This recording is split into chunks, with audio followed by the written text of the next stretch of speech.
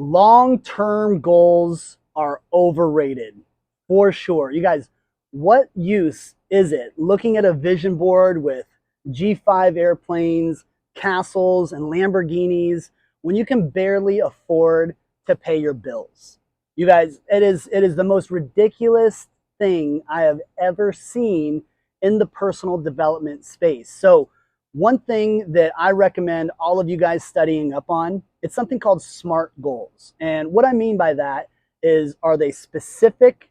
Are they measurable? Are they achievable? Are they realistic? And are they time bound? If you don't have some SMART goals that you can achieve on a short-term basis, you will never achieve the long-term goals that you set out to, okay? They have to make sense. If you don't believe you can do it, then there's really no chance of you achieving these humongous goals in the future. So one of the questions that I ask everybody that I work with is, what are some short-term goals that you could achieve in the next 3 months, 1 month, or even 6 months that are achievable but uncomfortable? Is there a watch that you can buy that's a little out of your price range, that maybe if you work a little harder, close some deals, maybe you're a little better with your money, you will be able to afford it? Can you maybe lose 10 pounds in the next 2 months while gaining a couple pounds of body of muscle? These are great realistic goals. If you say, I'm going to lose 150 pounds because you're obese, that might not be realistic to you, and it might be too overwhelming of a goal for you to get started. But if you say, I don't know, but can I lose 5 pounds in the next 30 days?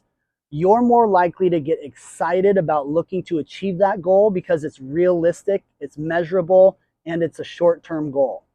All long-term goals are short-term goals that have compounded year over year over year. I strongly believe that you should have short-term goals even more so than long-term goals, because if you want to have a long-term goal of a multi-million-dollar beachfront mansion in Malibu or whatever the case may be, who's to say that during that time period that you don't change your mind?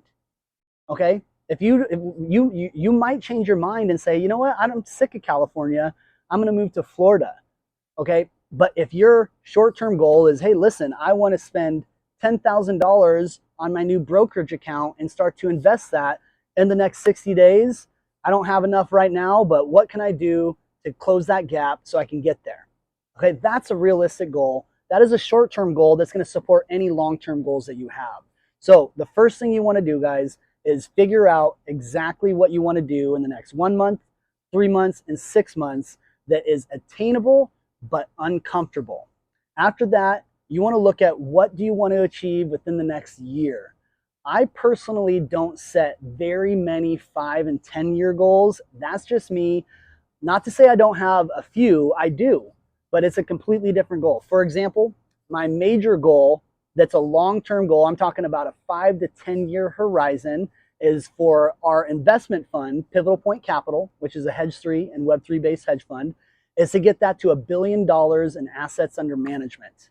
A 5-year goal that I have with our coaching company is to get that business built to 8 figures. So I know that building the Mamba approach to 8 figures and building Pivotal Point Capital to $1 billion, that there's not too much that I won't be able to do goal-wise if those goals are achieved.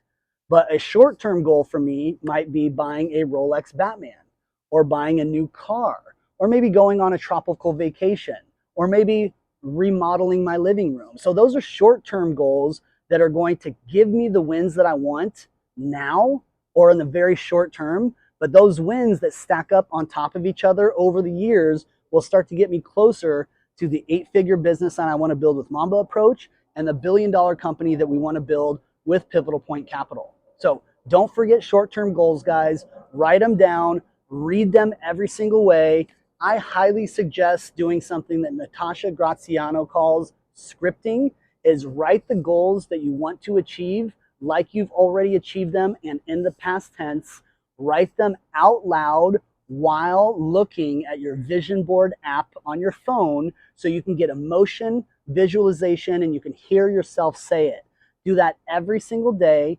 Write something you're grateful for every single day and write an affirmation every single day. But think about those short-term goals. Be grateful with where you're at.